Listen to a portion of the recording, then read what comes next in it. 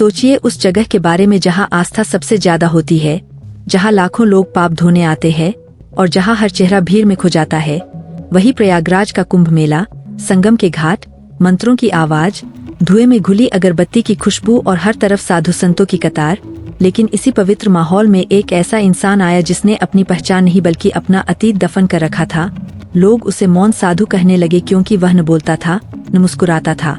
बस राख से सना शरीर, बिखरी जटाएं, गले में रुद्राक्ष और आंखों में अजीब सी कठोर शांति। ऐसा लगता था जैसे उसने दुनिया से सब रिश्ते तोड़ लिए हों।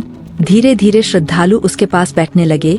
कोई अपने दुख सुनाता, कोई आशीर्वाद मांगता और वह साधु सिर्फ आंखें बंद करके सिर हिला देता। लोगों को लगा कि यह कोई सिद्ध पुरुष है, लेकिन हकीकत इससे बिल्कुल अलग थी क्योंकि यह मौन साधु असल में विक्रांत मेहरा था। मुंबई का वही अरबती बिजनेसमैन जिसकी मौत की खबर 6 महीने पहले हर न्यूज चैनल पर चली थी।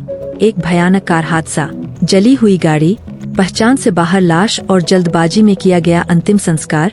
सबको यकीन हो गया था कि विक्रांत अब इस दुनिया में नहीं रहा, लेकिन वह मरा नहीं था। उसने मौत का नाटक किया था क्योंकि वह जानता था कि अब कानून उसकी सांसों तक पहुंच चुका है। विक्रांत की कंपनी पर करोड़ों के घोटाले का आरोप था और उसका पार्टनर रोहन खन्ना अंदर की सारी जानकारी लेकर पुलिस के पास जाने वाला था। रोहन ईमानदार था या लालची, यह कोई नहीं जानता, लेकिन इतना तय था कि वह विक्रांत के लिए सबसे बड़ा खतरा बन चुका था। और खतरे को खत्म करने का विक्रांत का तरीका बेहद ठंडा और बेरहम था।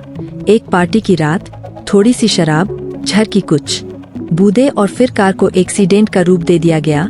सुबह तक रोहन की मौत की खबर फैल चुकी थी।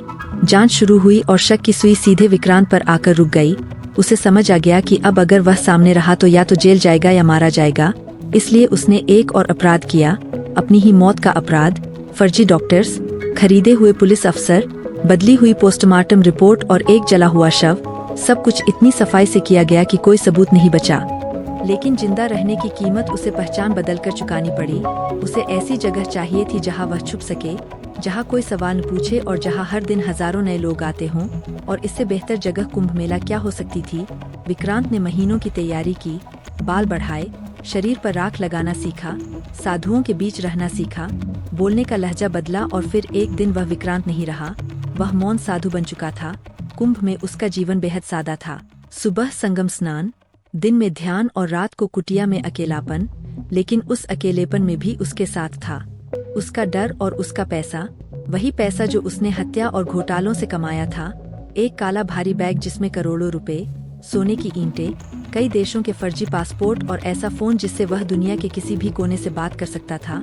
उसने सोचा था कि कोई उस बैग तक नहीं पहुंचेगा, लेकिन किस्मत ने यही पहली बार करवट ली। एक रात गश्त लगाते पुलिस कांस्टेबल की नजर उस बैग पर पड़ गई। साधु और इतना कीमती सामान, यह बात दिमाग में घर कर गई। शक तब और गहरा हुआ जब एक वॉलंटियर ने उसे आधी रात नदी किनारे फोन पर बात करते देखा। उसकी आवाज में साधुओं वाली शांति नहीं बल्कि एक बिजनेसमैन की चालाकी थी।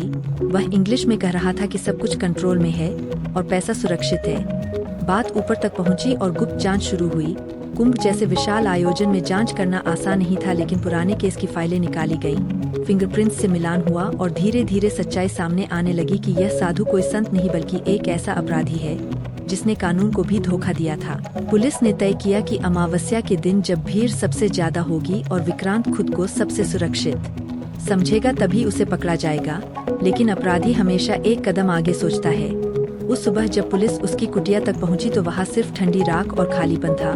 न मौन साधु, न काला बैग और न कोई सुराग।